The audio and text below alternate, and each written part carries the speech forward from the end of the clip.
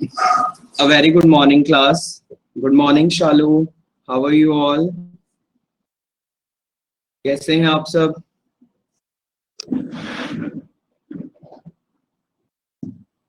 Good morning, Nisha.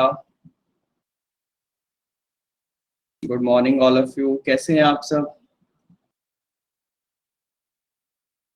कैसी चल रही है आपकी तैयारी?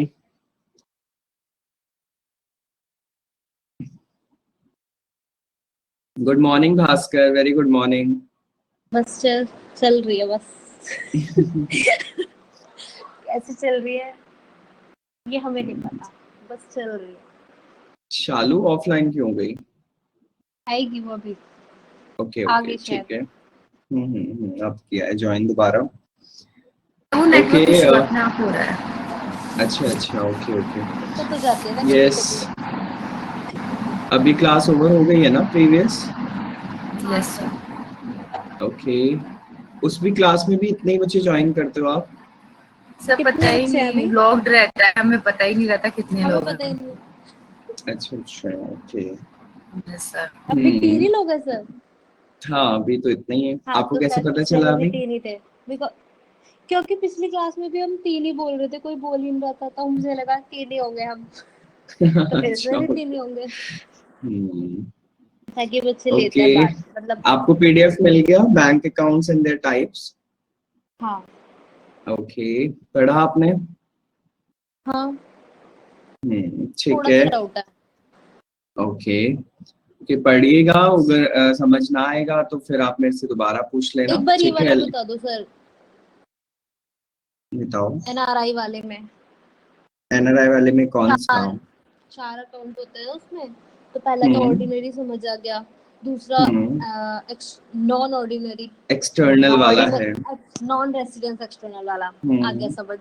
उसके बाद के जो 2 हैं वो एफसीएनआर में। ओके कोई नहीं। एफसीएनआर में अगर आप चाहते हो कि इंडियन बैंक्स में आपकी फॉरेन अर्निंग फॉरेन करेंसी में ही सेव रहे तो वो एफसीएनआर के लिए है। और अगर आप लास्ट वाले की बात करते हैं, दैट वाज आपका क्या है लास्ट? आरआईआईओ क्या है? Resident foreign RFC. Okay, RFC में होता है अगर हम इंडियन करेंसी में चाहते हैं अपने फॉरेन करेंसी को सेव करना। दोनों में बस ये डिफरेंस है। ऊपर वाला जो सबसे था वो तो नॉर्मल था ही, और जो सेकंड नंबर पर है आपका एक्सटर्नल वाला, उसमें आप अपनी इनकम से एक्सटर्नल जो भी सोर्स होते हैं उनकी सेविंग्स करते हो। लाइक रेंटल अगर हो गया, अगर आपका प्रॉपर्टी है और प्रॉपर्टी का रेंट आ रहा है इंडिया में और आप एनआरआई हो तो आप उसका रेंट, जो इंडिया की प्रॉपर्टी है उसका रेंट इस अकाउंट में सेव कर सकते हो। ये आपका एनआरई में है। ठीक है क्लास?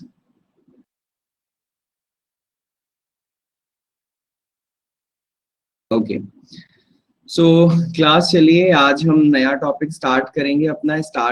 आज topic that is your capital market. ठीक है, मैंने आपको टॉपिक कराया था मनी मार्केट। मैंने आपको याद होगा क्लास, आपको बताया था कि फाइनेंशियली अगर हम किसी भी इंस्टीट्यूशन से लोन लेते हैं तो हम जनरली 2 मार्केट को इन्वॉल्व करते हैं। कैसे? हम ऑब्वियस है मनी को लैंड और बोरो के लिए। हाँ जी, एक क्वेश्चन था मेरा, रिकरिंग डिपॉजिट अकाउंट जो है और सिप में क्या डिफरेंस है? Recurring deposit account and SIP. हाँ I think self investment full form. अच्छा एसआईपी। ओके देखिए होता क्या है, देयर इज नो डिफरेंस बहुत माइनर सा है। कभी भी ना लाइक आप एसआईपी करते हो अगर अपने अकाउंट में, तो एसआईपी का मतलब होता है आप इन्वेस्टमेंट कर रहे हो उन चीजों में जो आपके पर्सनल यूज के लिए है। For example suppose like study. ठीक है, आप स्टडी के लिए डिपोजिशन दे रहे हो और वो आपको बैंक उस टाइम पर देगा। जैसे सपोज करो मेरे पेरेंट्स हैं और मेरे पेरेंट्स अगर चाहते हैं कि कुछ स्पेशल चीजों के लिए वो अपनी रिकरिंग डिपॉजिट करें, रिकरिंग डिपॉजिट भी करें या एफडी भी करें, वो भी एसआईपी में आएगा। और उस दौरान पर वो तब पैसा वो लेंगे जब मैं उस चीज के लिए मेच्योर होऊंगा। लाइक अगर वो मेरी स्टडी के लिए ले रहे हैं कि हायर स्टडीज के लिए हम इसका पैसा सेव कर रहे हैं, तो वो उस टाइम पर ले लेंगे जब मैं 12th कंप्लीट कर लूंगा, तब वो पैसा निकालेंगे। लाइक अगर मैरिज के लिए लिया जा रहा है तो कर सकते हैं। इस तरीके के इन्वेस्टमेंट में SIP बोला जाता है। ठीक है, ठीक है क्लास। मेन डिफरेंस इसमें भी तो ले सकते हैं हम उसके लिए। नहीं ले सकते हैं, लेकिन देखो पता है होता क्या है, अगर आप कुछ चीजें ना रिकरिंग डिपॉजिट में फिक्स्ड है, जैसे कि आपको मैंने बताया था कि 120 डेज के लिए 120 वीक्स, देखो मैंने ये बताया था आपको 30 वीक्स 60 वीक्स, इस तरीके से मैंने आपको बताया था ना। तो जनरली 120 डेज के लिए रिकरिंग डिपॉजिट होता है जनरली, ठीक। लेकिन अगर मैं इसमें बात करता हूँ SIP में, तो आपका एज फैक्टर इंक्लूड होकर, लाइक आपकी जैसे हाँ 120 मंथ्स के लिए बोला था ना मैंने, सॉरी हाँ 120 मंथ्स के लिए रिकरिंग, हाँ रिकरिंग डिपॉजिट्स 120 मंथ्स के लिए बोला था। तो अगर सपोज करो कि मैं स्टडी के लिए चाहता हूँ, तो इट्स नॉट नेसेसरी ना कि मैं उसको 21 साल में ही ले लूंगा। मैं उसको तभी ब्रेक कराऊंगा जब मुझे हायर स्टडीज में एडमिशन या एनरोल कराना होगा, तब वो वहाँ पर डॉक्यूमेंटेशन उसको दिखाने पड़ते हैं। जबकि रिकरिंग डिपॉजिट नॉर्मल केस में सिर्फ और सिर्फ 120 डेज मैक्सिमम हो सकता है, लेकिन SIP के थ्रू अगर हम कराएंगे तो उसको और एक्सटेंड भी कर सकते हैं। ठीक है, अच्छा ठीक है। आपने बोला था इंटरेस्ट जो पेड करना पड़ता है रिकरिंग में, वो फिक्स से कम होता है, फिक्स्ड में सबसे ज्यादा होता है इंटरेस्ट रेट। हाँ एक्चुअली जो हमारे भेजे ना उसमें लिख रखा है इंटरेस्ट रिकरिंग पे सबसे ज्यादा होता है।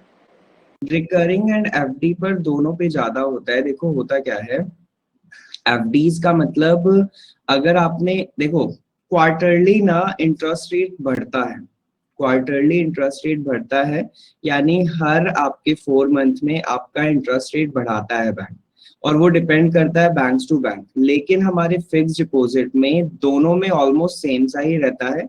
रिकरिंग में हम इसलिए ज्यादा बोलते हैं क्योंकि रिकरिंग में कंपाउंडेड होती है, इंटरेस्ट रेट कंपाउंडेड होता है रिकरिंग में।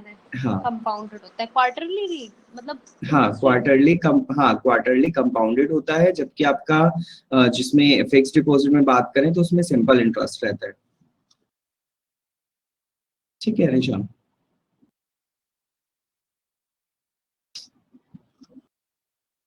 ओके चलें फिर आगे स्टार्ट करें आज का टॉपिक हम।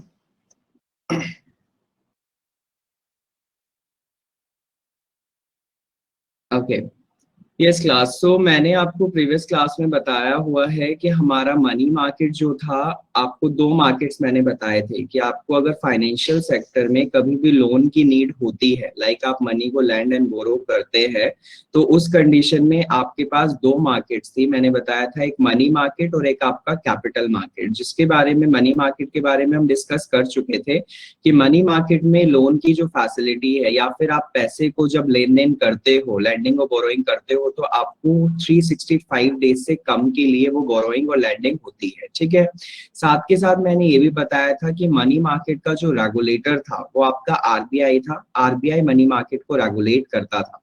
और मैंने आपको कुछ मनी मार्केट के credit of instruments of credit भी बताए थे, जो आपकी जैसे कि ट्रेजरी बिल्स मैंने आपको बताया था, कमर्शियल बिल, कमर्शियल पेपर, आपका चेक बताया था। ये सारे मनी मार्केट में मैंने आपको एक्सप्लेन किए थे। सेम एज उसी के बिहाफ पर सेम एज आपकी second market which is named as capital market.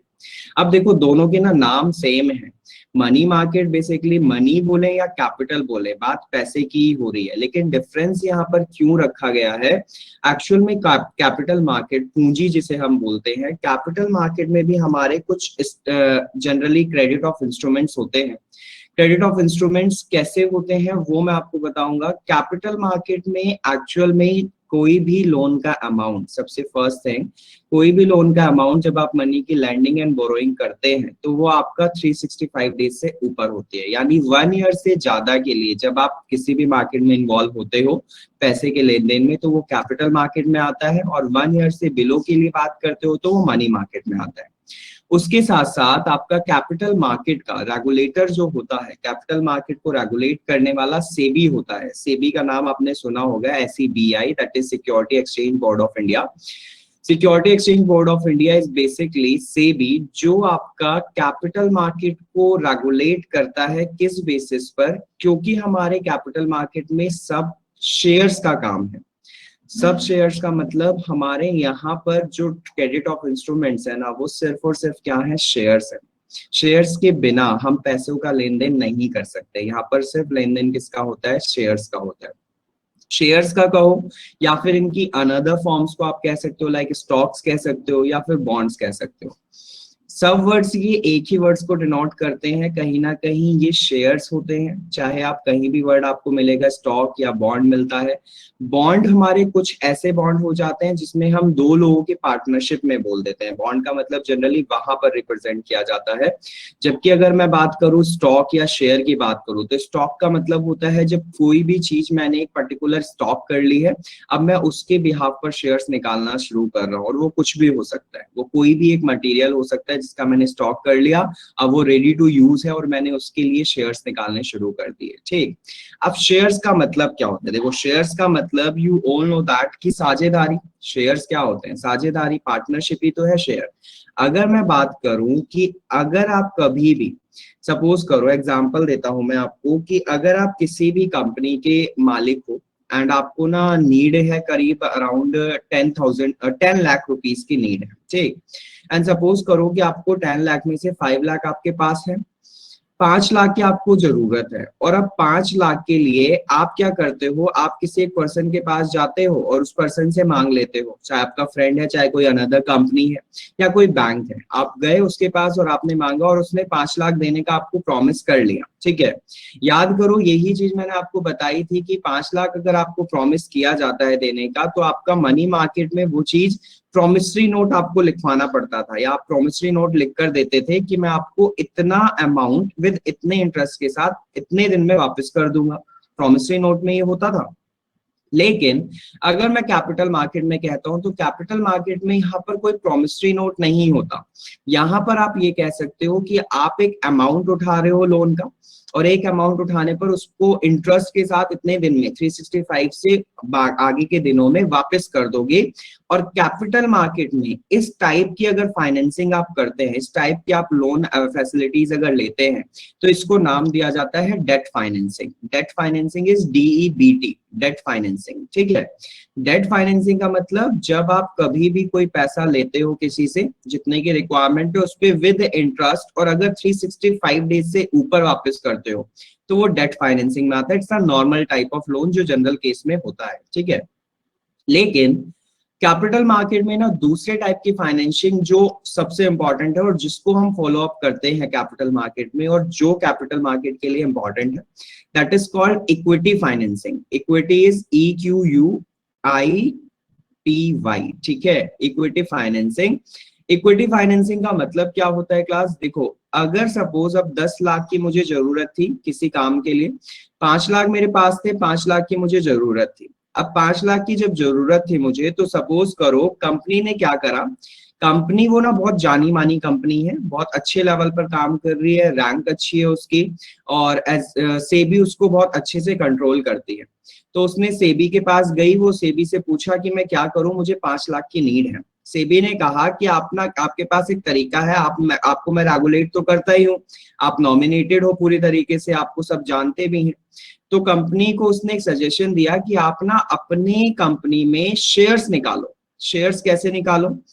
Company को 5 लाख की जरूरत थी। अब कंपनी ने ना क्या करा, सेबी से 5 लाख रुपए ले लिए, बोरो कर लिए। अब कंपनी ने वो शेयर्स निकालकर, कैसे शेयर्स निकालकर, उसने 5 लाख के, सपोज करो उसने 5-5 रुपए के ऐसे बहुत सारे पेजेस निकाल दिए। पेजेस मतलब बहुत सारे पेपर्स निकाले, डॉक्यूमेंट्स निकाले, 5 रुपए पर डॉक्यूमेंट्स के हिसाब से, और उसे मार्केट में अनाउंस किया। कैसे अनाउंस किया कि हम ना शेयर्स लेकर आ रहे हैं, और कोई भी पर्सन अगर चाहता है हमारे साथ इंक्लूड होना, तो वो ये शेयर परचेस करे। अब मैं पहुंच गया, ऐसे भास्कर पहुंच गया, शालू भी पहुंच गई, हम सब पहुंच गए। हम सब ने क्या करा, अपनी अपनी पॉकेट के हिसाब से जितना हमें अलाउ हो रहा था, जितना हम इन्वेस्ट कर सकते थे, हमने उनके वो शेयर्स खरीदने शुरू कर दिए। अब सपोज करो मैंने क्या करा, मैंने ऐसे ही मैंने करीब 1,000 शेयर खरीद लिए, या मैंने 10,000 शेयर खरीद लिए 5 रुपए के हिसाब से। ऐसे ही फिर भास्कर ने भी खरीद लिए। इस तरीके से करके कंपनी ने अलग अलग अपने 5 लाख के टोटल शेयर 5 रुपीज के हिसाब से बेच दिए। 5 लाख का अमाउंट जो 5 रुपीज में बन सकता था, 5 रुपीज में, वो बेच दिया। अब कंपनी ने जब ये शेयर मुझे बेचा तो उस कंडीशन में मैं कंपनी का क्या हुआ, मैं कंपनी का शेयर होल्डर बना।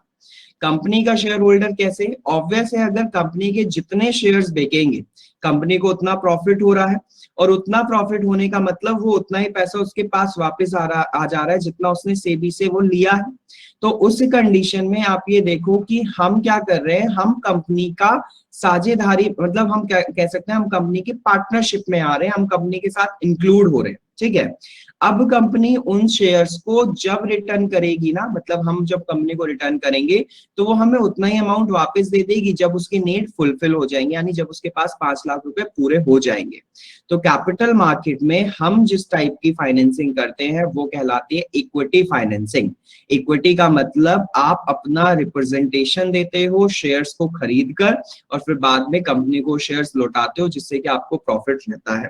और अगर वो सपोज कंपनी में, वो किसी भी इंस्टीट्यूशन में वो शेयर्स का रेट अप जाता है या कंपनी को बहुत प्रॉफिट हो जाता है, तो मे बी आपको शेयर्स का रेट ज्यादा भी मिलता है। लाइक ये बहुत मैं छोटे लेवल पर बात कर रहा हूँ क्लास, लेकिन आपने अगर आप थोड़ा बहुत भी जानते हो या देखते हो तो लाइक आपने सेंसेक्स वर्ड तो सुना ही होगा, आपने निफ्टी वर्ड तो सुना होगा, ठीक है, आपने बीएससी सुना होगा, आपने एनएससी सुना होगा। These are the things which are included in capital market, ठीक है।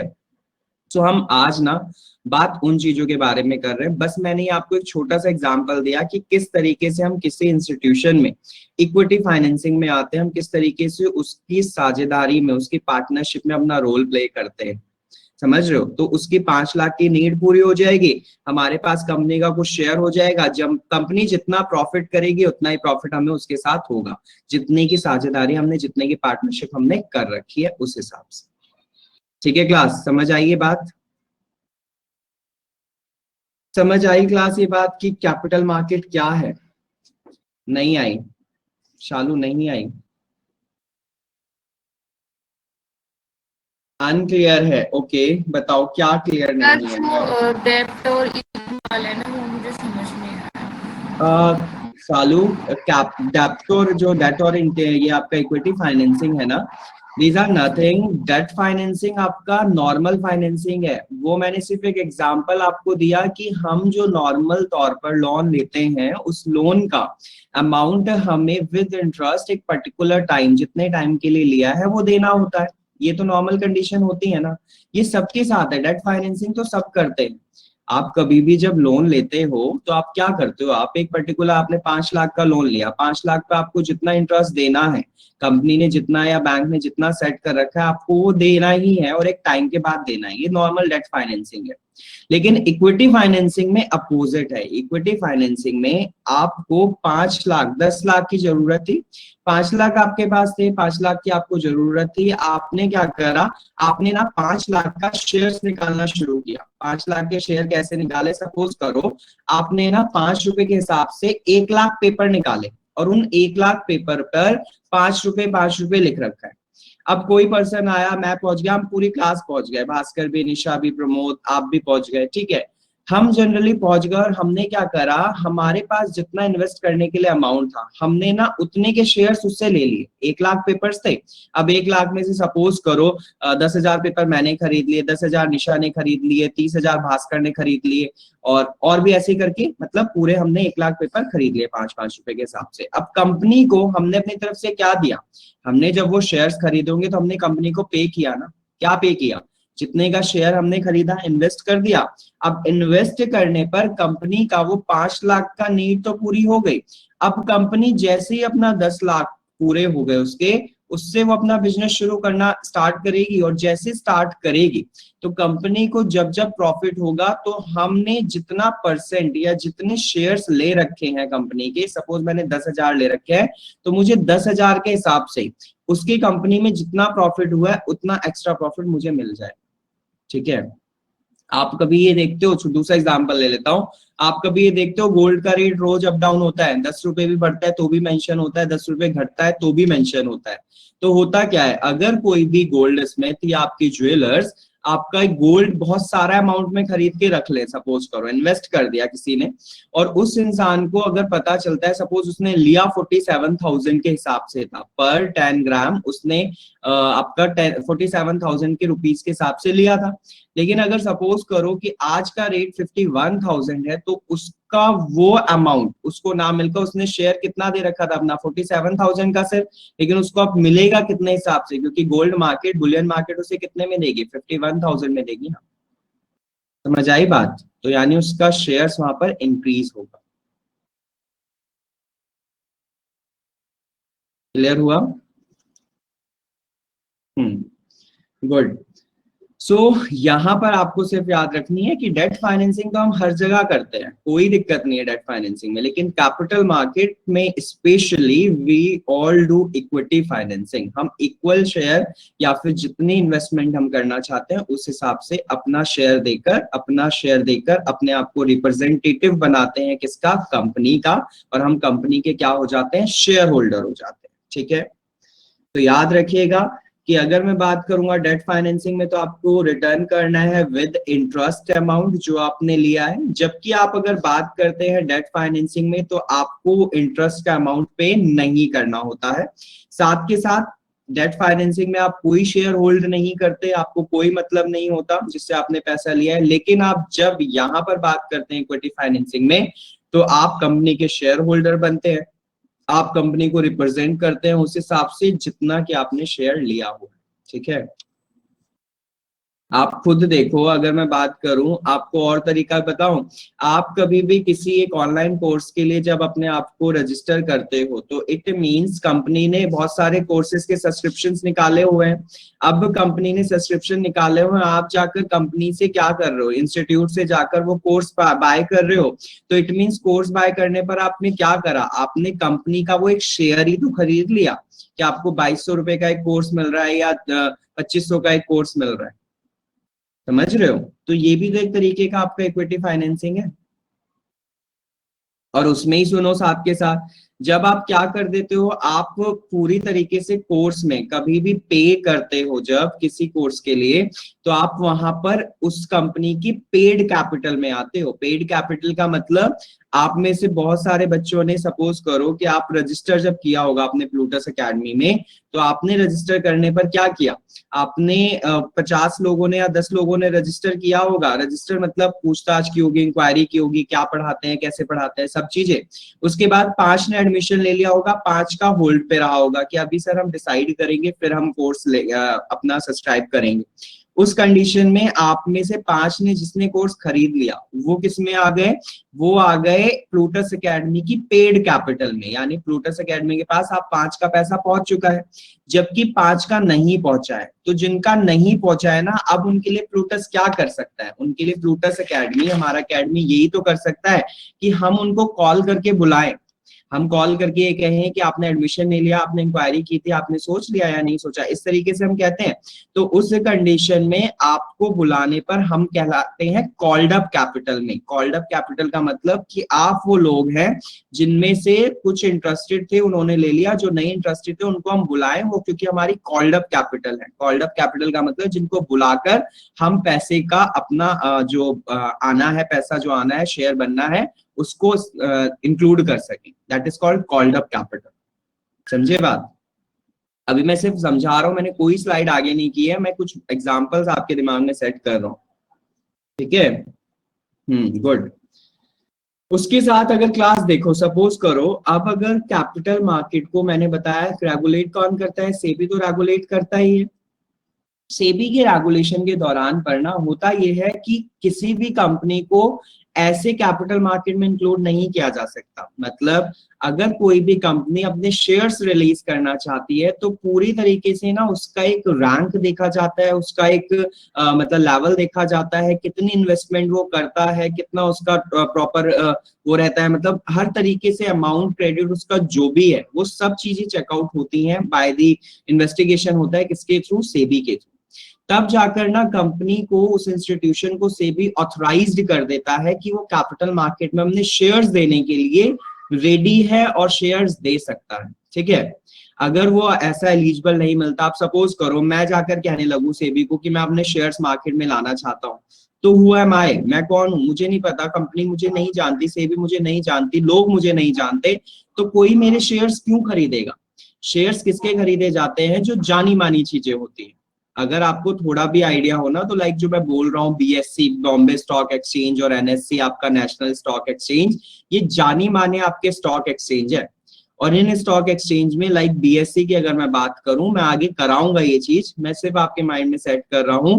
बीएससी की अगर मैं बात करूं तो बीएससी आपका वर्क करता है 30 ऐसी कंपनीज के लिए जो ब्लू चिप्स कंपनी है। ब्लू चिप्स कंपनी का मतलब होता है, आपने शायद ये वर्ड सुना भी होगा न्यूज़पेपर्स में, ब्लू चिप्स कंपनी वो कंपनीज होती हैं जो कंपनी बहुत जानी मानी कंपनी है, बहुत एलिजिबल है हर चीज में, बहुत ज्यादा उनके पास पावर है, अमाउंट है, इवन उनकी रैंक अच्छी है। ऐसी 30 ब्लू चिप्स कंपनी आती हैं बीएससी के अंदर, ठीक है। और आपको पता होगा कि जब जब बीएससी अपना इन कंपनीज में कोई भी अप एंड डाउन देखता है, शेयर्स का अप एंड डाउन देखता है, तो वो एक इंडेक्स निकालता है, that is name at Sensex. सुन रखा होगा आपने सेंसेक्स, जिसे सेंसिटिव इंडेक्स बोला जाता है।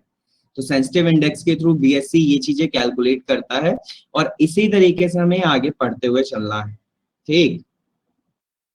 बहुत सारी चीजें होती हैं क्लास। देखो बैंकिंग के लिए मैं आपको बात बताऊं, आप ना कुछ चीजें शायद आप अनअवेयर हो, बट मेरी रिक्वेस्ट है कि आप बहुत सारी चीजें ना, थोड़ी जो मैं कराता हूँ, मैं तो ये कहूंगा मैं बहुत कम कराता हूँ, ठीक है। मेरे को लगता है कि मैं कम कराता हूँ, लेकिन सच बताऊं मैं आपको इतनी इंफॉर्मेशन देकर चलता हूँ जितनी एग्जाम पॉइंट ऑफ व्यू से ज्यादा ही है, मतलब वो बहुत ज्यादा ही है। तो मेरा मानना ये है कि एटलीस्ट अगर मैं जो भी एफर्ट्स करता हूं, तो आप प्लीज थोड़ा बहुत उसमें ऐड ऑन किया करो, पढ़ के रखा करो। क्योंकि ना आपके दिमाग में जब ये चीजें नहीं होती ना, या आपने वर्ड सुने भी नहीं होते, तो कुछ भी नहीं समझ आता। लेकिन कहीं से आप थोड़ा बहुत पढ़कर रखोगे ना, तो आपको ये वर्ड सुनने में अच्छा लगेगा। देखो क्लास, आप वैसी क्लासेस लेते हो, आप एसएससी की भी क्लासेस लेते होंगे आप में से कुछ। आप जब हिस्ट्री पढ़ते हो तो कुछ को हिस्ट्री में इंटरेस्ट होगा, कुछ को ज्योग्राफी में इंटरेस्ट होगा, कुछ को साइंस में होगा। तो आपके दिमाग में जब वर्ड्स आते होंगे, लाइक आपको पढ़ाया जा रहा है कि प्राइम मिनिस्टर को कैसे चूज किया जाता है, कॉलेजियम सिस्टम क्या होता है, तो आपको सुनने में अच्छा लगता होगा। या फिर कॉन्स्टिट्यूशन मेकिंग में कौन कौन इन्वॉल्व हुआ, ड्राफ्टिंग कमेटी के मेंबर्स कौन, ये चीजें कॉमन है क्योंकि आपको अच्छा लगता है, आपने सुन रखा है पहले भी। और आप एक्चुअली सुनते हम वही हैं, या इंटरेस्ट हम उसमें लेते हैं जो हमने सुन रखा होता है। सच बताएं, आपके सामने कोई इंसान किसी मूवी की बात कर रहा हो और लाइक आपने नहीं देखी होती, तो आपको हाँ हाँ ठीक है, अच्छा ऐसा हुआ था, ये वाला रहता है। बट अगर आपने देखी है तो आप ना उसमें इंक्लूड होते हो। आप पता है क्या कहते हो, अच्छा हाँ सर याद है आपको वो टीवीएफएस यूपीएससी एस्पिरेंट की सीरीज आई थी सर, उसमें देखा किस तरीके से ऑप्शनल को लेकर सीन होते हैं। तो एक तरीके होते हैं ये जिनके तरीकों से हम समझ पाते हैं, ठीक है।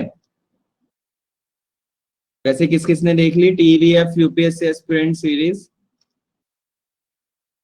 किसी ने देखी है? क्लास कहाँ गायब हो गए, नहीं देखी?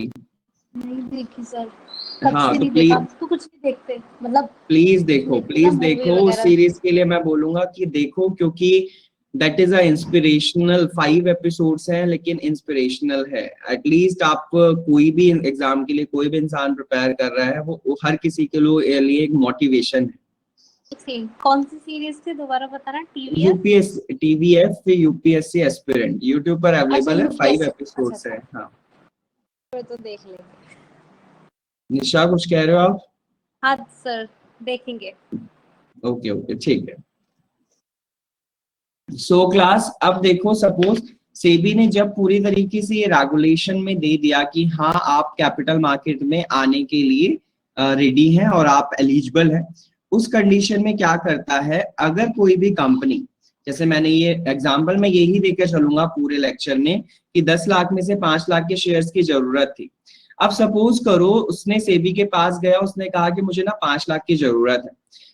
सेबी ने कहा ठीक है आप 5 लाख के शेयर्स निकाल लो, कोई दिक्कत नहीं है, मैं रेडी हूँ। बट सेबी ने ना उसे कहा, उसकी रैंक को देखते हुए, उस कंपनी का ओहदा देखते हुए, उस कंपनी को मतलब कितना ज्यादा वो पावरफुल है भी हर चीज में, उसके हिसाब से ना कंपनी को ये बोल दिया कि आपको ना मैं एक अमाउंट दे अपर लिमिट अमाउंट जितने तक का आप शेयर निकाल सकते हो अपने आप से, ठीक है। तो सेबी ने कहा कि आपको अभी तो 5 लाख का निकालो क्योंकि आपको 5 लाख की नीड है, लेकिन मैं आपको एक अमाउंट दे रहा हूं that is of suppose 50 lakh का, ठीक है। उसने कहा कि 50 लाख का मैं आपको अमाउंट दे रहा हूं, आप 50 लाख तक के शेयर्स निकाल लो। तो जनरली जो अमाउंट निकालने के लिए बोला गया है, लाइक 5 लाख के शेयर्स रिलीज करने के लिए, ये तो नॉर्मली बोला हुआ है, ठीक है। लेकिन जितना एक अपर लिमिट दी जाती है सेबी के थ्रू कि जिसमें हम एक्स्ट्रा शेयर्स भी रिलीज कर सकते हैं अपने, वो आपकी कहलाती है ऑथराइज्ड कैपिटल। क्या कहलाती है? Authorised capital. क्लास कुछ चीजें ना मैं स्लाइड्स में नहीं ऐड करता हूं, तो प्लीज उनको साइड वाइज अपने रजिस्टर में लिख लिया करो। ऑथराइज्ड कैपिटल का मतलब होता है वो कैपिटल जो आपकी अमाउंट से अपर लिमिट दी गई है शेयर्स को रिलीज करने के लिए, that is called authorised capital, ठीक है। वो इशू कितने के करेंगे? कोई भी कंपनी इशू कितने की करेगी शेयर? उतने अमाउंट की जितने की उसे रिक्वायरमेंट है, 5 लाख की। लेकिन उसको अपर लिमिट जो दी गई है वो आपकी तब इस्तेमाल करेगी जब उसे लगेगा कि उसके शेयर्स ज्यादा बिकने शुरू हो गए और लोगों की ज्यादा रिक्वायरमेंट हो रही है, लोगों का इंटरेस्ट ज्यादा आ रहा है, ठीक है। अब वो इंटरेस्ट कब आएगा? जनरली सुनो, होता क्या है, सपोज करो कोई कंपनी जानी मानी बहुत कंपनी है और उस कंपनी को ना ये लगता है लोगों को देख के कि भाई अगर हम इसमें इंक्लूड होंगे ना, इसके साथ शेयर होल्डिंग करेंगे तो ये कंपनी हमें बहुत प्रॉफिट देने वाली है, क्योंकि ये खुद प्रॉफिट में चल रही है, इसलिए हमें इसके साथ इंक्लूड होना चाहिए, ठीक है। उस कंडीशन में सपोज करो कंपनी ने 5 लाख के शेयर जारी कर दिए थे, 1 लाख शेयर जारी कर दिए थे 5 रुपीज के हिसाब से। अब लोगों का इंटरेस्ट, जितनों का इंटरेस्ट था, वो इंटरेस्ट मैंने बताया कि वो जितने लोग इंटरेस्टेड हैं वो आ जाएंगे सब्सक्राइब्ड कैपिटल में। वो किस में आ जाएंगे? सब्सक्राइब्ड कैपिटल में, सब्सक्राइब्ड कैपिटल, ठीक है। और जनरली जितने लोगों का इंटरेस्ट नहीं था, मैंने बताया कि उनको कॉल करके बुलाया जाएगा कि आपके शेयर्स के लिए आप आ सकते हो, आप शेयर्स खरीदना चाहते थे, आप इंटरेस्टेड हो या नहीं, तो वो आपके कहलाते हैं कॉल्ड अप कैपिटल में। किसमें कहलाते हैं? कॉल्ड अप कैपिटल में। तो अब सपोज करो जो लोग इंटरेस्टेड थे यानी सब्सक्राइब्ड कैपिटल वाले थे, कैपिटल का मतलब जो अपना पैसा लगाना चाहते हैं, इंटरेस्टेड हैं, सब्सक्राइब्ड कैपिटल। सब्सक्राइब्ड कैपिटल दो टाइप के हो सकते हैं, या तो वो ओवर सब्सक्राइब्ड हो सकते हैं या अंडर सब्सक्राइब्ड हो सकते हैं। ओवर सब्सक्राइब्ड का मतलब जब कभी भी कोई लोग या कोई भी इंटरेस्टेड पीपल अपने उस अमाउंट से, जितने अमाउंट का शेयर कंपनी ने जारी किए हैं उससे ज्यादा के डिमांड में आ जाए। सपोज करो जारी किए 1 लाख पेपर, लोग आ गए हैं 2 लाख, मतलब 1 लाख पेपर जारी किए हैं लेकिन रिक्वायरमेंट आ गई है 2 लाख की, तो वो कहलाएंगे आपके ओवर सब्सक्राइब्ड कैपिटल, ठीक है। जबकि सपोज करो 1 लाख के शेयर जारी किए थे लेकिन रिक्वायरमेंट हुई है सिर्फ 50,000 की, 50,000 अभी बचे हुए हैं, तो ये कहलाएंगे हमारे अंडर सब्सक्राइब्ड कैपिटल, ठीक है। तो याद रखिएगा ऑथराइज्ड कैपिटल क्या होती है? वो अमाउंट जिस अमाउंट पर ओवर लिमिट सेट की गई है कि आप इतने तक के शेयर्स जारी कर सकते हो। जितने शेयर्स में लोग इंटरेस्टेड होते हैं उतनों को कहते हैं हम सब्सक्राइब्ड कैपिटल, जिसमें दो टाइप्स होते हैं, one is your over subscribed and second one is under subscribed. And उसके बाद आता है आपका कॉल्ड अप कैपिटल, जितने लोगों का इंटरेस्ट है लेकिन उनको बुलाना पड़ा कि आपके ये शेयर्स इतने आप चाहते थे, आपने खरीदे नहीं, that is called up capital. और जितने लोगों का अमाउंट शेयर में पेड हो चुका है, यानी आ चुका है अमाउंट पूरी तरीके से वो पे कर चुकी है, that is called paid up capital. उसे हम बोलते हैं पेड अप कैपिटल, ठीक है। क्लास क्लियर हुए चारों पांचों वर्ड्स?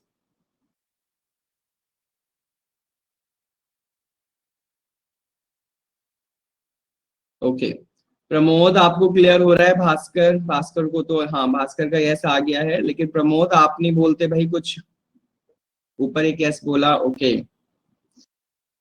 सो प्लीज ये चीज समझिए। उसके बाद अब देखिएगा मैं आगे चलता हूं, यहाँ पर कुछ नहीं लिखा है, जो बातें समझाई है मैंने कैपिटल मार्केट की वही लिखी हुई है। उसके बाद एग्जाम्पल ऑफ कैपिटल मार्केट जो मैंने समझाया उसी को मैंने मेंशन किया एक मतलब फॉर्म में, लेकिन आप मेरा एग्जाम्पल याद रखिएगा, ठीक है। इसको आप पढ़िएगा, आपको नहीं समझ में आएगा तो मैं बता दूंगा, ठीक।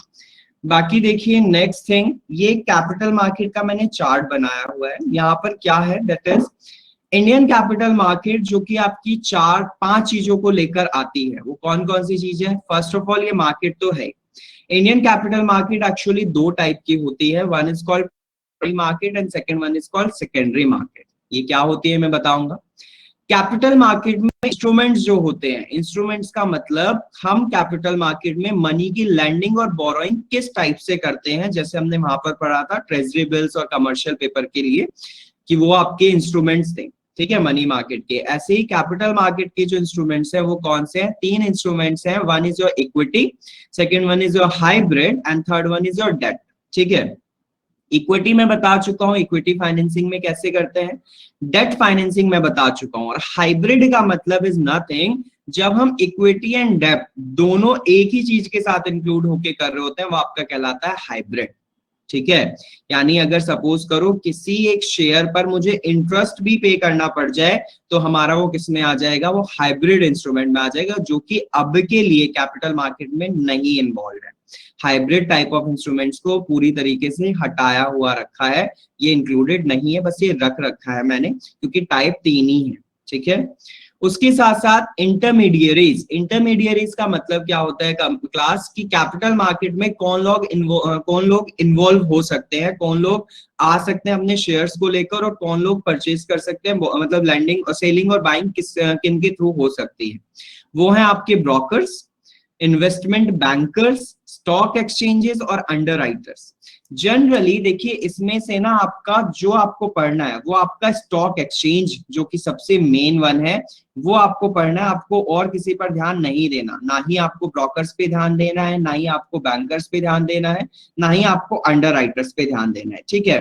होता क्या है, अगर मैं बात करूं हमारे यहाँ पर स्टॉक एक्सचेंजेस, वो भी आपके 2 स्टॉक एक्सचेंजेस जो कि देखो अंडरराइटर्स और ये ब्रोकर्स ये दोनों सेम से ही होते हैं। जैसे कि ब्रोकर्स तो आपने वर्ड सुना भी होगा, लाइक आप प्रॉपर्टी में किसी भी डीलर को इंक्लूड करते हो तो दीज आर ब्रोकर्स ना। ऐसे ही आपके अंडरराइटर्स भी होते हैं। अंडरराइटर्स में आप यही कह सकते हो जो भी आपकी बोली वगैरह लगती है ना उनमें जो आपके लोग होते हैं वो अंडरराइटर्स आते हैं, ठीक। मॉर्टेज इंडस्ट्रीज में बोल दो या फिर इक्विटी फाइनेंसिंग में बोली कितनी लगती है। इवन आप कमिटीज डालते हो, कमिटीज में आपका जितना भी आप पैसा सेविंग्स में ले जाते हो अपने इंस्टॉलमेंट बेसिस पर, वहां पर अंडरराइटर्स होते हैं। ये चीजें आपकी आती हैं। लेकिन आपको जो पढ़ना है वो स्टॉक एक्सचेंज पढ़ना है। और स्टॉक एक्सचेंज आपके 2 टाइप्स की जनरली जो मैंने अभी बीच में नाम भी बोले, दैट इज बीएससी और एनएससी, बॉम्बे स्टॉक एक्सचेंज और आपका नेशनल स्टॉक एक्सचेंज, वो 2 पढ़ने हैं, ठीक है। वो क्या है वो मैं बताऊंगा आगे क्लासेस में। उसके बाद रेगुलेटर कौन है कैपिटल मार्केट का? That is your SEBI. SEBI के बारे में हमें पढ़ना है कि सेबी कैसे फंक्शन करता है। उसके साथ साथ इंडियन कैपिटल मार्केट में प्लेयर्स, प्लेयर्स का मतलब कौन इंक्लूड हो सकता है एक्सटर्नली। इंटरमीडियरीज का मतलब वो है जो कि शेयर्स लगा सकते हैं, जबकि प्लेयर्स वो हैं जो आपके इन्वेस्टर्स हैं, जो आपकर आकर इसमें इंक्लूड हो रहे हैं। वो आपके सीआरए हैं। सीआरए क्या है? आपकी क्रेडिट रेटिंग एजेंसीज हैं। क्रेडिट रेटिंग एजेंसीज क्या होती हैं क्लास? क्रेडिट रेटिंग एजेंसीज में आपने शायद कुछ के नाम सुने हो, मैं बोल रहा हूं। क्राइसिल का शायद आपने नाम सुना होगा, क्राइसिल का, केयर का, ओनिक्रा का, इकरा का, आईसीआरए, ओएनआईसीआरए, सीआरआईसीआईएल क्राइसिल, केयर सीएआरई केयर, इन सब के नाम सुने हैं क्या आप सबने थोड़ा भी कहीं? जीडीपी रेटिंग देते हैं। कौन देते हैं जीडीपी रेटिंग? आपने शायद सुना होगा स्टैंडर्ड एंड पुअर, आपने शायद सुना होगा मूडीज, आपने शायद सुना होगा फिच, FITCH, सुने हैं ना ये वर्ड?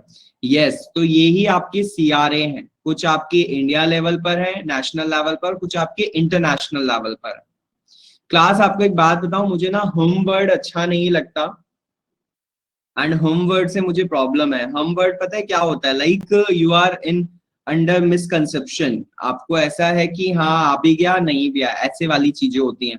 अगर सुना है तो हाँ करा करो, नहीं सुना है तो ना क्या करो, मत क्या करो, ठीक है निशान भास्कर? सर वो हाँ है, HN हाँ। अच्छा, ये HN हाँ होता है? तो हाँ, और HM होता है वो। अच्छा ठीक है भाई, मुझे इतनी शॉर्ट लैंग्वेजेस नहीं पता फिर। HN होता है हाँ, और HM होता है ओके, किसी दिन ना ऐसा ना हो कि बच्चे एन को भी हटा दें सिर्फ एच ही रह जाए। भाई इतना शॉर्ट कहाँ जाएगी दुनिया, समझ नहीं आता मुझे तो। उसके बाद आपके कॉर्पोरेट्स, प्लेयर्स में कॉर्पोरेट्स आपकी जितने भी लिमिटेड कंपनीज हैं, कॉर्पोरेट सेक्टर्स हैं, वो सब इंक्लूड हो सकते हैं। इंटरमीडियरीज तो इंक्लूड होती ही है। इंडिविजुअल लेवल पर कोई भी कर सकता है, जिसके पास पैसा है वो शेयर खरीद सकता है। उसके साथ बैंक्स, एफआई, बैंक्स और एफआई, बैंक्स तो बैंक्स है ही, financial institution, FI is financial institution जो आपकी फाइनेंस प्रोवाइड कराते हैं। और उसके बाद है आपके FDI, that is foreign direct investment, और एफआईआई, फाइनेंशियल इन्वेस्टमेंट इंस्टीट्यूशन। ठीक है, ये क्या है ये भी मैं बताऊंगा। तो this is basically a chart जो कि आपके कैपिटल मार्केट में जो जो चीजें हमें कवर अप करनी है। ठीक है क्लास। सो अब देखिएगा, हम सबसे पहले पढ़ेंगे सेबी के बारे में थोड़ा सा, कि सेबी आपका किस तरीके से फंक्शन करता है। ठीक है, देखिए सेबी के फंक्शन करने के लिए ना क्लास, आपको यहाँ पर जो ये वर्ड्स मैंने लाइंस लिखी हुई हैं, बहुत छोटी छोटी छोटी सी लाइन है, इनके बस सुनिएगा और मैं इनमें कुछ कुछ एक्सप्लेनेशन दे रहा हूँ, वो समझिएगा, क्योंकि आपको कोई भी चीज डिस्क्रिप्टिव तो पढ़नी नहीं है। ठीक, यहाँ पर कॉन्सेप्ट क्लियर कराना होता है, दैट्स इट। उसके बाद देखिए SEBI, securities and exchange board of India, जो कि आपका बना था, एक एक्ट आया था 1992। ठीक है, के थ्रू आपकी एपेक्स बॉडी बनी थी, जिसकी इंडियन स्टॉक एक्सचेंज की। स्टॉक एक्सचेंज का मीनिंग क्या होता है क्लास, क्या समझते हो आप स्टॉक एक्सचेंज से? What is the mean of stock exchange? ये शेयर्स का एक्सचेंज। शेयर्स का एक्सचेंज, तो फिर शेयर एक्सचेंज लिखा होना चाहिए था, स्टॉक एक्सचेंज क्यों लिखा? स्टॉक का मतलब होगा जो चीज हमारे पास जमा है, एग्जैक्टली तरीके से उसको एक्सचेंज करना। Exactly yes class. देखिए अगर कभी भी हम किसी भी चीज का एक सेविंग, एक गोडाउन बना लेते हैं और वहां पर हमने उसका स्टॉक जमा कर रखा है, अब उस स्टॉक में से हम धीरे धीरे धीरे धीरे चीजों का एक्सचेंज करेंगे उसका किसी और चीज के साथ, तो वहां पर हमारा स्टॉक एक्सचेंज करने के लिए आपके वो दो एक्सचेंजेस बने हुए हैं इंडिया में, दैट इज बीएससी और एनएससी। ठीक है, सो वो आपका स्टॉक एक्सचेंज करते हैं, तब जाकर वो उस स्टॉक का क्या निकालते हैं, शेयर निकालते हैं। तो याद रखिएगा, स्टॉक से हमारा क्या बनता है, शेयर बनता है। Stock and shares are nothing, just the exchange of two words, fine, two things या टू कमोडिटीज कह सकते हो। उसके साथ साथ प्राइमरी फंक्शन ऑफ सेबी की अगर मैं बात करूं, तो एक्चुअल में सेबी जो है ना, वो एक प्रोटेक्टिव फंक्शन देता है किसको, इन इंस्टीट्यूशन को, जो इंस्टीट्यूशन शेयर मार्केटिंग में इंक्लूड होते हैं। कैसे? It checks the price rigging. Price rigging का मतलब प्राइस का कितना अप्स एंड डाउन चल रहा है, ये सब कौन बैलेंस करता है, सेबी करता है, कि कितना प्राइस होना चाहिए था। आप सपोज करो कभी कभी गवर्नमेंट ना किसी चीज पर ज्यादा टैक्स लगा दे या शेयर पर ज्यादा टैक्स लगा दे, तो क्या इन्वेस्टर इन्वेस्ट करेंगे? नहीं, वो ये कह देंगे भाई इतना ज्यादा टैक्स पे करना पड़ रहा है, हम इन्वेस्ट नहीं कर रहे, क्योंकि उस दौरान पर उनके पास जितना इन्वेस्टमेंट का पैसा था वो उससे ज्यादा शेयर खरीद सकते थे, लेकिन टैक्स पे करने की वजह से उनको कम शेयर्स मिल पा रहे हैं, तो वो अपना पीछे हट जाएंगे, कहेंगे हम नहीं जा रहे भाई, हम शेयर मार्केटिंग में इंक्लूड नहीं होंगे। तो आपकी मार्केट क्या हो जाएगी, डाउन हो जाएगी। और जब आपका शेयर ज्यादा हो, टैक्सेस कम लगे, तो आपकी मार्केट अप जाने लगती है, क्योंकि आपकी इन्वेस्टर्स ज्यादा आने लगते हैं। यही तो होता है। आप सेंसेक्स अगर रोज रीडिंग देखते होंगे थोड़ा बहुत भी, तो आप देखा करो सेंसेक्स कितना अपना डाउन हुआ, पॉइंट में भी अप डाउन चलता है ना, उससे भी बहुत फर्क पड़ते हैं सेंसेक्स के इंडेक्स में। ठीक है, इवन निफ्टी 50 के इंडेक्स में भी। उसके साथ साथ it provides the insider trading, prohibit the insider trading का मतलब है कि आपका सेबी जो है ना, जिन कंपनीज को मान्यता दे रहा है, जिन कंपनी को रिकॉग्निशन दे रहा है कि वो आपका शेयर मार्केटिंग में इंक्लूड होंगे, उन्हीं को इंक्लूड रखा जाएगा, बाकी लोग आकर नहीं कर सकते, उनको प्रोहिबिशन है, वो प्रोहिबिटेड है। ठीक है, इनसाइड ट्रेडिंग में। उसके साथ prohibit fraudulent and the unfair trade practices, कुछ भी चीज धांधलागर्दी से ना हो, इसीलिए प्रोटेक्टिव फंक्शन देता है। फ्रॉडुलेंट तरीके से ना हो, मान लो शेयर्स आ रहे हैं, शेयर्स दिखाए जा रहे हैं ज्यादा के, बेचे जा रहे हैं कम के, और बीच में पैसे का घोटाला हो जा रहा है, ये चीजें सब कौन करता है, सेबी करता है, उनको प्रोटेक्शन देता है। ठीक है, उसके साथ सेकंड टाइप ऑफ फंक्शन आते हैं डेवलपमेंट फंक्शन। डेवलपमेंट फंक्शन का मतलब किस तरीके से ये लोगों को सलाह देता है, या किस तरीके से उन इंटरमीडियरीज को सलाह देता है जो शेयर मार्केटिंग में इंक्लूड हो रहे हैं। ठीक है, सेबी प्रमोट करता है training of intermediaries of the securities market. Intermediaries को ट्रेनिंग देता है कि आपको किस तरीके से रेटिंग्स करनी है, किस तरीके से आप पैसा लगाइए, शेयर्स बेचिए, ये सब इंस्ट्रक्शंस कौन देता है? आपका सेबी देता है। SEBI tries to promote activities of stock exchange by adopting a flexible and adaptable approach। यानी सेबी क्या करता है? प्रमोट करता है activities of stock exchange. BSc और एनएससी में कुछ जो एक्टिविटीज हैं, लाइक आपका किस बेसिस पर आप मेजर करोगे कि अप एंड डाउन हुआ है शेयर का, वो सब एक्टिविटीज को रेगुलेट करने के लिए भी सेबी हेल्प करता है और उनको अप्रोचेस देता है कि आप इस तरीके से मेजरमेंट लिया करो, इस तरीके से ना लिया करो। क्योंकि कहीं ना कहीं हम देखा जाए तो हर किसी को एक दायरे में लेकर हम टॉप नेशनल कंपनीज या टॉप इंटरनेशनल कंपनीज की अगर बात करेंगे तो हम उनको सबको एक इक्विटी बेसिस पर रखेंगे ना। हम ये देखेंगे कि कौन कंपनी का शेयर कितना है और कितना वो अपग्रेड कर रही है। ये सब आपका कौन मेंटेन करता है? सेबी करता है। ठीक, उसके बाद सेबी का जो है that is your regulatory function. Regulatory function का मतलब क्या है क्लास? रेगुलेशन कैसे करता है? रेगुलेशन कैसे? सेबी के लिए सेबी ने अपने रूल्स परफॉर्म किए हुए हैं, रूल्स बनाए हुए हैं, फ्रेम किए हुए हैं, जिससे कि ना ये इंटरमीडियरीज को बाउंड करके रखता है कि आप इस तरीके से वर्क कर सकते हो और किस तरीके से वर्क नहीं कर सकते हो। तो मर्चेंट के लिए वो रूल्स हैं, बैंकर्स के लिए भी रूल्स हैं, ब्रोकर्स के लिए भी, अंडरराइटर्स के लिए भी वो रूल्स हैं। ठीक है, साथ के साथ these intermediaries have been brought under the regulatory purview, private placement has been made more restrictive।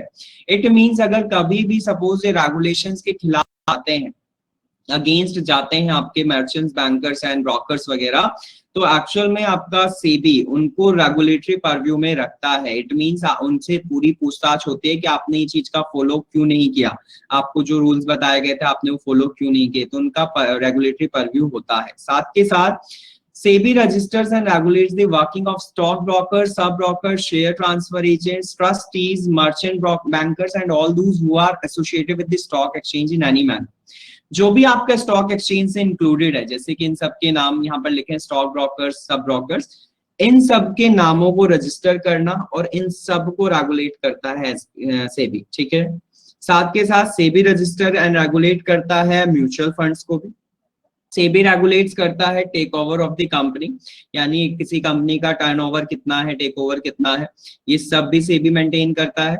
SEBI conducts the inquiries and audit of the stock exchange. हमारी सेबी का काम होता है कि स्टॉक एक्सचेंज को ऑडिट करें, वहां पर जितनी भी चीजें हो रही हैं, एक्टिविटीज हो रही हैं या कुछ गलत तो नहीं हो रहा, उन सबको नोट डाउन करके लेकर आए और फिर उन पर इम्प्लीमेंटेशन कुछ करे, ये भी सेबी करता है।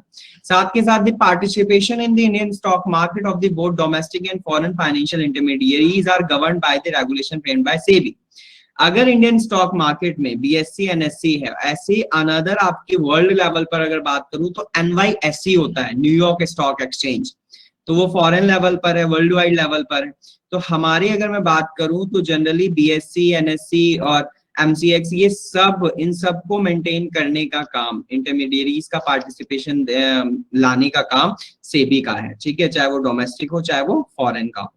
साथ के साथ additionally foreign portfolios investors FPI can participate in Indian stock market after registering them with an authorized depository participant। होता क्या है, देखिए, foreign portfolios investors, foreign portfolios investors का मतलब कुछ फॉरेन की ऐसी बड़ी कंपनीज, पोर्टफोलियोज का मतलब क्या होता है, जो एक बड़े तौर पर मालिक वाला, मतलब या बहुत बड़े तौर पर एक किसी चीज में इंक्लूडेड है, पोर्टफोलियोज में ही तो आते हैं वो अपने आप को पार्टिसिपेट करा सकते हैं किसमें, स्टॉक मार्केट में, किसके थ्रू, एक ऑथोराइज्ड डिपॉजिटरी पार्टिसिपेंट के थ्रू। अब क्लास ये चीज आपकी बहुत इंपॉर्टेंट है क्लास, मैंने ना आपको एक चीज बताई थी कि टाइप्स ऑफ बैंक अकाउंट्स में, that was the demat account, याद है आपको? डीमैट अकाउंट मैंने ये बताया था कि that type of account is only for the trading purposes, याद होगा आपको कि ट्रेडिंग के पर्पस से, और मैंने ये भी बोला था कि उसमें ज्यादातर हम शेयर्स को इंक्लूड करते हैं। ठीक, जिसके पास डीमैट अकाउंट है उसमें वो अपने शेयर्स का सेल एंड परचेज करके अपने आप को क्या कर सकता है, सिक्योर्ड रखता है, वहां पैसों का लेन देन ना होकर शेयर्स का लेन देन होता है। तो जनरली जब किसी भी बैंक में आप एक वो खुलवाते हो, अपना डीमैट अकाउंट खुलवाते हो, तो होता क्या है कि आप बैंक का वहां पर डीमेट अकाउंट जो ओपन करा रहे हो, तो बैंक एक तरीके से आपको रिप्रेजेंट करा रहा है किससे, एक डिपोजिटरी से। डिपोजिटरी कौन सी डिपोजिटरीज, जनरली डीमेट अकाउंट के लिए, आपके डीमेट अकाउंट के लिए दो टाइप ऑफ डिपोजिटरीज होती हैं हर एक बैंक्स में, जिसका आपने शायद नाम सुना भी होगा, सीडीएसएल और एनडीएसएल। सुना है क्लास, सीडीएसएल और एनडीएसएल, सेंट्रल डिपोजिटरी सर्विस लिमिटेड और आपका नेशनल सर्विस डिपोजिटरी लिमिटेड। सुना तो होगा ही आपने, इवन आपने लिखा हुआ भी देखा होगा, एनडीएसएल और सीडीएसएल। अगर नहीं सुना है तो क्लास देखो, सिंपल सी बात है, अगर आप कभी भी देखो क्लास, अगर आप कभी भी ना किसी भी बैंक में सेविंग अकाउंट खुलवाते हो, तो सेविंग अकाउंट का मतलब क्या है, बैंक को ये थोड़ी ना मतलब है, बैंक के पास ये आपने पैसा दिया, सेविंग अकाउंट में अपना पैसा दिया कि मैंने 5 लाख 10 लाख सबमिट कर रखे हैं, ठीक है, और जब वो सबमिट कर रखे हैं बैंक के पास, तो बैंक को इससे मतलब नहीं है कि आप कितना दे रहे हो कितना निकाल रहे हो, बैंक पूरी डिटेल रखता जरूर है, लेकिन बैंक को ना इस बात से कभी प्रॉब्लम नहीं होती कि आप कितना निकाल रहे हो कितना पैसा जमा कर रहे हो। डिपॉजिटरी का भी सेम यही चीज होती है कि जब डीमेट अकाउंट में आप अपने शेयर्स का लेन देन करते हो, सेल एंड परचेज करते हो, तो उस कंडीशन में आपकी शेयर्स की शेयर्स का जो डिपॉजिट है वो टोटल किस में जाता है, आपका सीडीएसएल और एनडीएसएल में जाता है। सेंट्रल लेवल पर अगर बात करूं तो सीडीएसएल में, अगर हम नेशनल लेवल पर बात करते हो तो एनडीएसएल में। तो ये डिपॉजिटरीज हैं, और ये डिपॉजिटरीज एक्चुअल में बैंक के साथ लिंक रहती हैं। तो हम ये कह सकते हैं कि ऑथराइज्ड डिपॉजिटरी पार्टिसिपेंट का मतलब कि जब कोई फॉरेन पीपल या फॉरेन पोर्टफोलियोज इन्वेस्टर्स एफपीआई अगर आते हैं, तो उन्हें इंडियन बैंक में किसी में भी डीमेट अकाउंट खुलवाना होगा और इनमें से किसी एक डिपॉजिटरी के साथ अपने आप को एनरोल करना होगा, तब जाकर वो क्या बन पाएगा, पार्टिसिपेंट बन पाएगा, किसका, कैपिटल मार्केट का। ठीक है क्लास, ठीक है, समझ पा रहे हो क्लास? ओके, ज्यादा तो नहीं हो रहा, ऐसा तो नहीं लग रहा बहुत ज्यादा चीजें बता दी गई हैं? देखो कोर्स बहुत है, इसलिए मुझे बताना भी बहुत पड़ता है। हो रहा है शालू, आप भाई कैसे हो आप शालू, मतलब हर चीज आपको ऐसा लगता है मुझे कि ज्यादा हो जाती है। शालू देखो बेटा कोर्स बहुत ज्यादा है, एंड अगर हम ना नहीं करेंगे ना थोड़ा फास्ट, तो आज हो रहा है ज्यादा। ओके सो क्या करना चाहिए बताइए, क्या करें? कुछ नहीं सर, कंटिन्यू करो, मैं एक बार और देखूंगी लेक्चर। हाँ आप ऐसा करना, एक बार ये रिकॉर्डिंग तो चली जाएगी यूट्यूब पे, आप एक बार इसको फिर से देख लेना, ठीक है, ताकि कुछ नहीं समझ में आएगा तो आप मेरे से दोबारा पूछ लेना। सो क्लास ये आपकी, नहीं हो रहा आपके साथ में मेरा। अच्छा ऐसा क्यों, आपकी तबीयत ठीक नहीं है क्या? अब ठीक है सर, तो पता नहीं क्यों आज थोड़ा स्लो हो रहा है। अच्छा अच्छा, शायद क्या पता मैं जल्दी जा रहा हूँ, हो सकता है मे भी। चलो कोई नहीं, अच्छा सुनो, कोई नहीं, हम ना आज सिर्फ रेगुलेटरी फंक्शन पढ़ते हैं, ठीक है, हम आगे नहीं जा रहे, आप यहीं तक सुनो, बस एक दो बातें मैं और बता दे रहा हूँ वो सुन लो। जैसे कि अभी पीछे आया था ना क्लास की primary market and secondary market, यहाँ पर मैंने ये चीज चार्ट में मेंशन की है ना, कि आपकी capital market primary and secondary दो टाइप की होती है। These primary and secondary market is nothing, बहुत सिंपल सा है क्लास, सुनो। अगर प्राइमरी मार्केट की हम बात करें, कभी भी कोई कंपनी या कोई भी इंस्टीट्यूशन सबसे फर्स्ट टाइम शेयर अपने रिलीज करे ना, सबसे फर्स्ट टाइम कंपनी ने सेबी ने कंपनी को रेगुलेशन दे दिया, इन्वेस्टिगेशन हो गया, वो ऑथराइज्ड हो गई शेयर्स रिलीज करने के लिए, ठीक है। तो अगर कोई भी कंपनी सबसे फर्स्ट टाइम अपने शेयर्स रिलीज करती है तो उसमें आती है प्राइमरी मार्केट में आती है, ठीक है। और अगर सपोज करो वो शेयर एक इन्वेस्टर से किसी दूसरे इन्वेस्टर के पास जाए, सपोज कंपनी ने शेयर्स निकाले, कंपनी ने शेयर्स निकाले, मैंने जाकर खरीद ली, मैं किस में आ गया, प्राइमरी मार्केट में आ गया, कंपनी से पहले इन्वेस्टर्स को हम क्या बोलते हैं, प्राइमरी मार्केट। जबकि अब मैं फर्स्ट इन्वेस्टर हूं और मैंने सपोज वो जाके बेच दिए भास्कर को शेयर्स, ठीक, तो उस कंडीशन में वो किस में आएगा, सेकेंडरी मार्केट में आएगा। ये बहुत सिंपल सी चीज है, ठीक है। अगर एक इन्वेस्टर से किसी दूसरे इन्वेस्टर में जा रहा है तो सेकेंडरी मार्केट, अगर कंपनी से सिर्फ पहले इन्वेस्टर के पास आ रहा है तो वो प्राइमरी मार्केट। ठीक है, ठीक है क्लास। ओके, सो आप प्लीज ये चीज पढ़िएगा। एग्जाम्पल आपको समझाया है मैंने, इसी चीज को देखो। क्लास आपको नहीं भी समझ आता है ना, या थोड़ा बहुत यहाँ क्लास में कवर होता है, तो प्लीज आप इसे मल्टीपल टाइम्स देखो। ठीक है, थोड़ी स्पीड बढ़ाकर देख लिया करो। यहाँ पर आप थोड़ा स्लो स्पीड में देखते हो, वहां पर स्पीड ज्यादा बढ़ाकर देखा करो, जल्दी कवर हो जाया करेगा। और अगर वीकली भूल भी जाते हो तो फिर मल्टीपल देखा करो। मतलब कंडीशंस ये है कि समझो, उसके बाद मेरे पास आओ, नो नहीं क्लियर हो रहा है तो भी पूछो, उसके बाद फिर आप बुक से थोड़ा रीड आउट करो। ये चीजें करोगे ना तो ऐसा नहीं है टॉपिक क्लियर नहीं होगा। और क्लास देखो बैंकिंग है एंड बैंकिंग अवेयरनेस टफ है। अभी तो ये आपको चलो इंडियन कैपिटल मार्केट ही चल रहा है, अभी आपको एनपीए कराऊंगा मैं, जैसे नॉन परफॉर्मिंग असिस्ट क्या होता है, उसमें तो आपका दिमाग कैसे हो जाएगा पता नहीं। मतलब कैसे ही मुझे लग रहा है कि आप समझोगे, क्योंकि जिस तरीके से मतलब आप थोड़े हो वीक हो इन चीजों में। बाकी क्लासेस में लाइक 1 to 2 का बैच कभी पढ़ा नहीं है ना, और हम्म। फिर आज काफी सारे न्यू टर्म्स इंट्रोड्यूस हुए हैं तो थोड़ा हाँ हाँ मेमोराइज करने में टाइम लगता है। अब मैं पहले नोट्स बनाऊंगी, उसके बाद में फिर वीडियोस देखूंगी तो फिर समझ आ जाएगा। और जैसे बेसल्स आएंगे, बेसल नॉर्म्स कराने हैं, बजट भी कराना है, और कुछ स्टार्टिंग पार्ट है, तो वो चीजें आपको मतलब देखिए ग्रैब करने में टाइम तो लगेगा। बट मेरी रिक्वेस्ट ये है, साथ के साथ चीजों को करते चले जाओगे ना तो आपके लिए बहुत बेनिफिशियल रहेगा। अगर पेंडिंग छोड़ते चले जाओगे तो क्लियर कुछ नहीं हो पाएगा।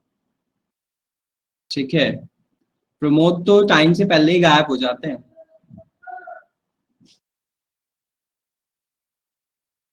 चलो और कुछ बताओ, अगर आपको और कुछ पूछना है तो। मैं आज आगे कंटिन्यू नहीं कर रहा हूँ, इतनी बातें बताई हैं। बस इतना याद रखिएगा, कैपिटल मार्केट क्या है। कैपिटल मार्केट में equity financing, debt financing, capital market में आपका एग्जांपल जो बताया वो, कैपिटल मार्केट का आपका authorised capital, paid up capital, subscribed capital, ठीक है, ये कॉल्ड अप कैपिटल। और साथ के साथ क्या बताया, सेबी का फंक्शन बताया आपको, डीमेट अकाउंट के बारे में बताया मैंने, डीमेट अकाउंट में डिपॉजिटरीज के बारे में बताया, थोड़ा सा बीएससी एनएससी के बारे में बताया। ठीक है, लोरो अकाउंट बता दूं भास्कर, लोरो अकाउंट इज नथिंग। भास्कर अगर हम बात करें ना लोरो अकाउंट की, हाँ अगर आपका सपोज करो, पहली बात तो लोरो अकाउंट में ना याद रखना कि 3 पार्टिसिपेंट्स होते हैं, और थर्ड जो है ना आपका वो बीच में एज अ मीडिएटर के तौर पर काम कर रहा होता है। लाइक सपोज आपका इंडिया में पीएनबी बैंक है, एंड पीएनबी बैंक से पैसा आपको फॉरेन में पहुंचाना है, लेकिन फॉरेन में एसबीआई बैंक सपोज, ठीक। तो सपोज आपका पीएनबी से आपने पैसा ट्रांसफर कहाँ करोगे, पीएनबी से आप ट्रांसफर करोगे पैसा, एग्जांपल दे रहा हूँ, एसबीआई फॉरेन में है अटैच किसके साथ, बैंक ऑफ अमेरिका के साथ। एसबीआई जो है फॉरेन में किसके साथ अटैच्ड है, बैंक ऑफ अमेरिका के साथ। तो आप क्या करोगे, आप अपना पैसा पीएनबी से पहले कहाँ पहुंचाओगे, आप बैंक ऑफ अमेरिका में पहुंचाओगे, एंड बैंक ऑफ अमेरिका उसको ट्रांसफर कर देगा किसमें, एसबीआई में। That is your loro account. ठीक है,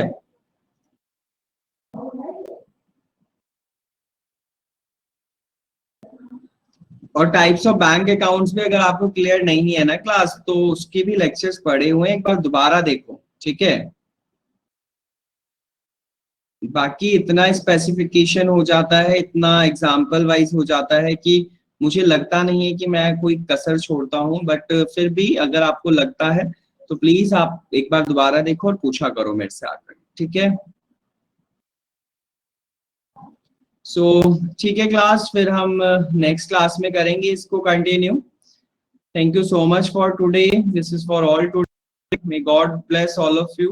पढ़िए, मेहनत करो, ठीक है, ज्यादा से ज्यादा पढ़ो, टॉपिक को जिस टाइम कराया जाए उसी टाइम पे फिनिश कर लिया करो। ठीक है, okay, thank you so much, मिलेंगे बाद में। Take care all of you.